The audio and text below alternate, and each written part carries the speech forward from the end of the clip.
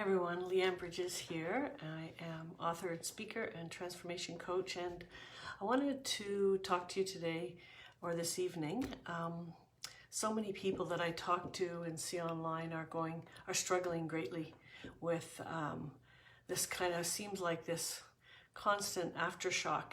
One thing after another keeps happening, and when I work with people and clients, I hear the despair, the overwhelm, the sadness, the feeling like, is it ever going to get better? Are we ever going to get back to some sort of sense of grounding that we feel comfortable? And one of the things that I just want to share with you tonight is that if you can imagine that what we're going through is not hopeless, it's actually a very important awakening for the planet, and it's happening on so many levels. That's why it's so big. It's happening personally to each one of us.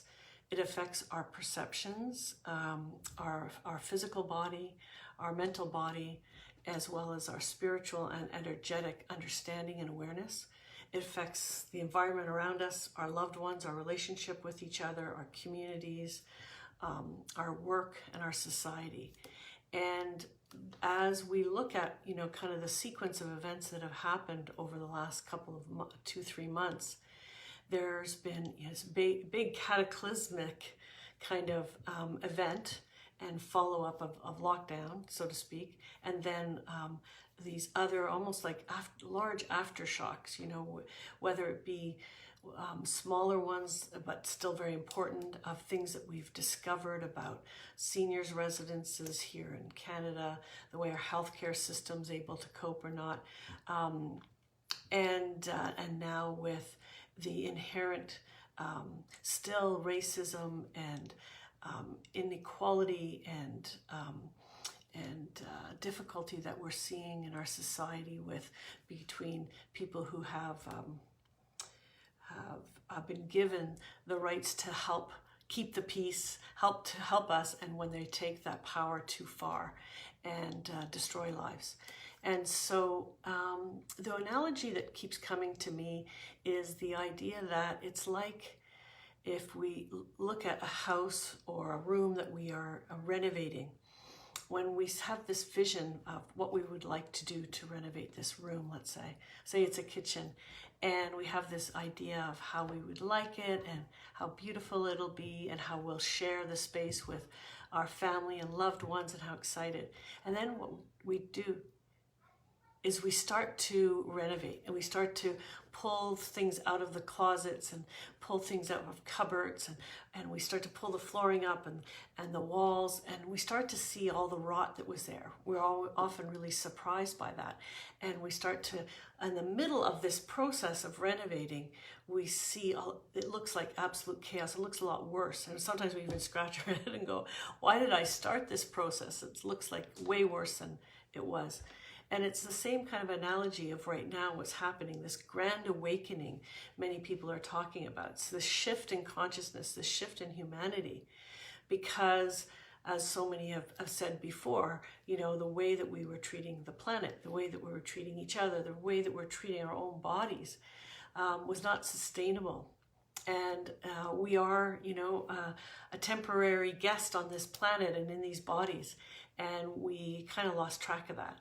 So this is an opportunity for all of us to awaken all together and support each other in doing that, to awaken together. And then what happens though is there's this kind of tension, right? So there's people take positions and these polarity, and we get kind of frustrated with that. We feel like we're further away than maybe we ever have been. But when we come back to maybe that analogy, we start to recognize that maybe we're not as far away as we think.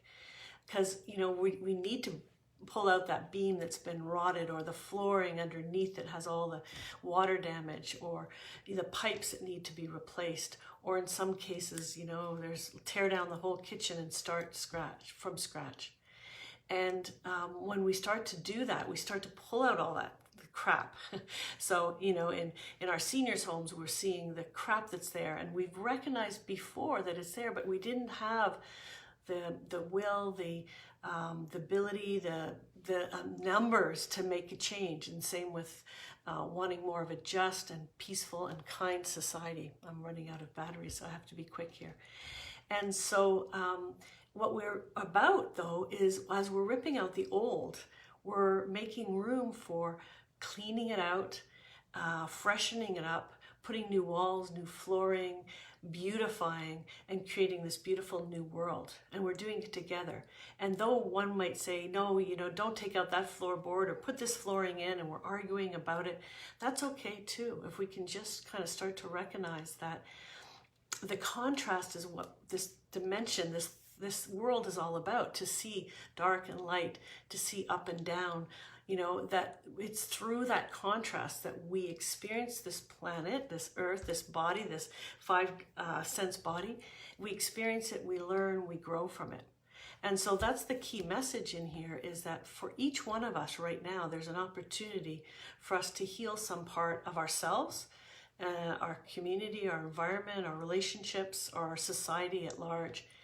And we're being called to do that. And so where we find the greatest resistance, where anger and fear and all that comes out, it's an opportunity for us to step back and look at where that we need some healing in ourselves. When we're pushing so hard against, then it's an opportunity to step back and say, where do we need to heal? On an individual basis, but also on a collective. And I think that's what we're seeing. And then to step into, as we're healing, to step into what vision do we want for our new society, for this part of society, or this part of business, or economy, or politics, or whatever it might be. And that new vision, again, each individual has a vision for their life, for the parts of the world that they can influence, and then collectively we have that as well. But without a vision, we're walking around in circles and we just keep pushing against what we don't want. So can we kind of rise above that, the duality, recognize it's there, honor it, because it'll always be there, and that duality of you liking one thing and I like another, you believing one thing and I believing another, that's healthy. That helps us to create something new. So can we honor that? And then can we start to see where our unique gifts and our strengths and our talents can play a role in renovating that kitchen, or renovating the world that we want, and starting to create our own vision of how, I might be the plumber and you might be the carpenter, or whatever it might be. I'm not gonna do the work as a carpenter, because that's not my skills, that's not my passion. And so not everyone has to do everybody else's job. It's for us to start to really discover for ourselves what is our pure passion and purpose and unique talents. Each one of us has them. And when we start to discover them, so few people really even think about it or spend very much time with it. So as we start to dig into who am I? What is the problem? And there's so many of them right now. What is the problem that I'm uniquely designed to help out? And so when we can start to discover that, each one can step into their greater potential, which requires healing, moving through our limiting beliefs, opening up our perspective to a broader perspective, that really listening to the other side and holding a bigger view of what's going on. And helping ourselves to support the things that are the beliefs and patterns that really support life and sustainability. So that's compassion, that's acceptance, forgiveness, all starting with ourselves and then moving outwards to others. So really this great awakening, which is happening on so many levels on everybody in the planet, is an opportunity, like a catalyst for each of us to better the world. It does look really messy in the middle of it, and it'll continue. I'm getting sense that there'll be more of these reverberations. It's because so much needs healing and changing.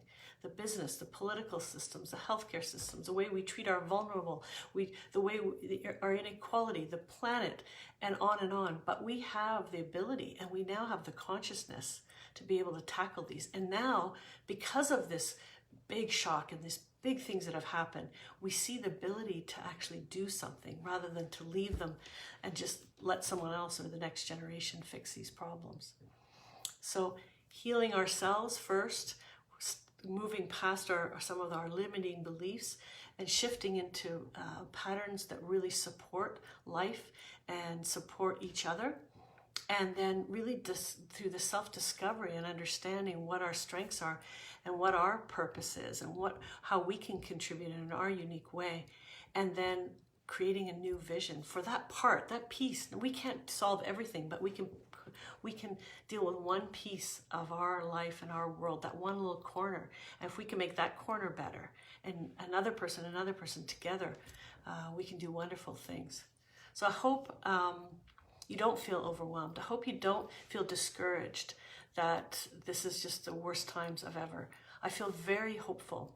I really believe there's this massive clearing happening, and that what's beyond this is really fantastic. And I hope you will see that too, because through that we have the ability to make really amazing changes together and shift this into a phenomenal world that's on the other side. Thank you so much for listening. I hope you have a wonderful evening. Namaste.